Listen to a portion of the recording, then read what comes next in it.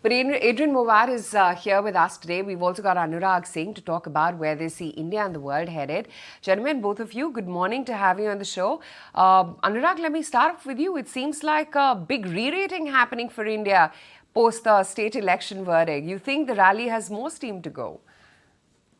Yeah, morning, Aisha. And I think if ever there were some doubts about Indian markets, I think they've all been put to rest now. So it's a very clear bull case for India. And I think, I mean, to a certain extent, I feel little, that Indian markets have become boring. They just never drop. They just only go up or they just take a breather for a while. I think that's where we are.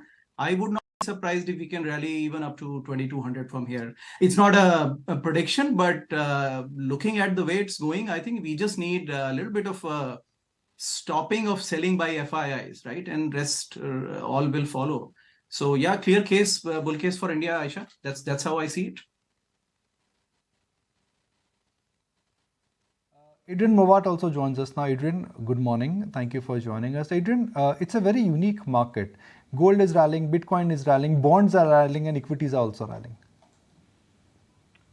Yes, it is. I mean, to me, I think the thing that surprised me the most is the move in the bond market in the US. So US bond yields were 5%, they did intraday go above 5%, and they've rallied back to below 4.2%.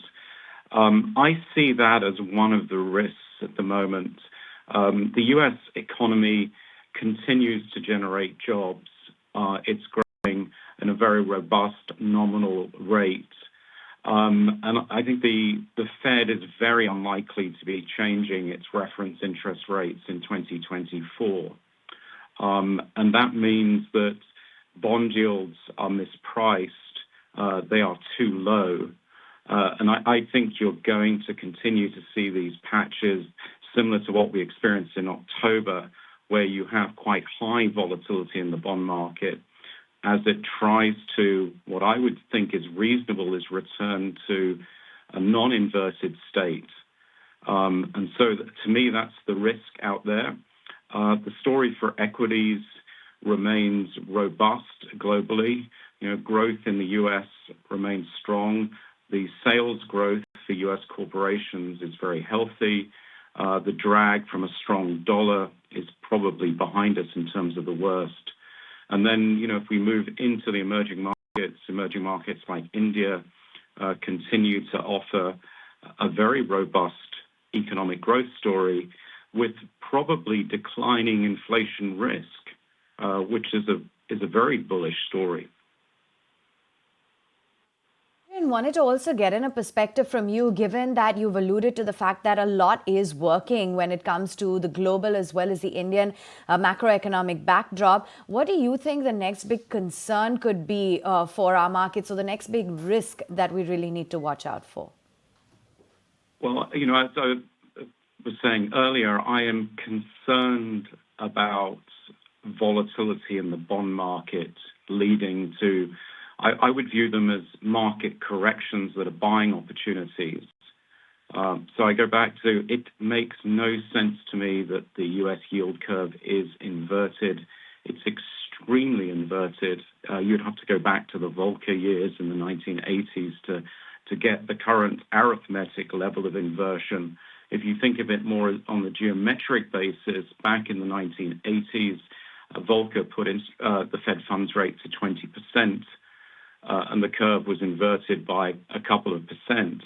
Now you've got a inverted yield curve of the same level, but the reference rate is 5.5% on Fed funds rates.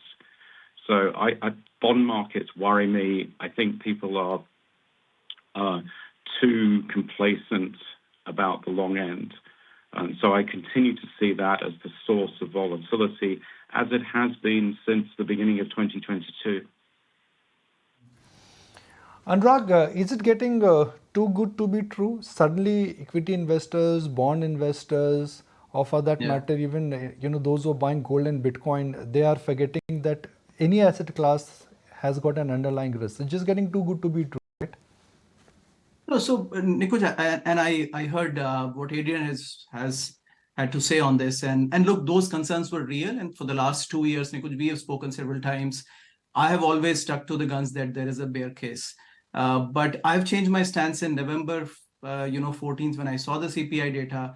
I mean, there are reasons why the market feels, and that was a watershed kind of, at least for the US markets, November 14th, when almost everybody, took their, bear case off. Now we have projections right from 4,700 to 52, 5,400 based on which investment bank you believe. But here are a couple of solid points which tell us that Fed might actually have achieved that improbable soft landing. One is you look at the inflation, the core services inflation that Fed watches, which is core services net of housing. For the last 6 months, that's running at 3%. For the last 3 months, that's at 2.75%. Now that's as close to the Fed target that it, as it gets. Second is the softening labor market. Now today, the ratio of the jobs to unemployed, that used to be like 2 at the height of post-pandemic scenario. Now it's at 1.3. So it's coming close to that 1.2 balance that Federal Reserve wants. Unemployment 3.9%. We'll see what the number next week comes, or this Friday, what the number looks like. But if it is close to 4%, the economy anyways is missing about 2% of the workers which retired. So we're pretty close to 5.5%, 6%. That's as tight as it is going to get.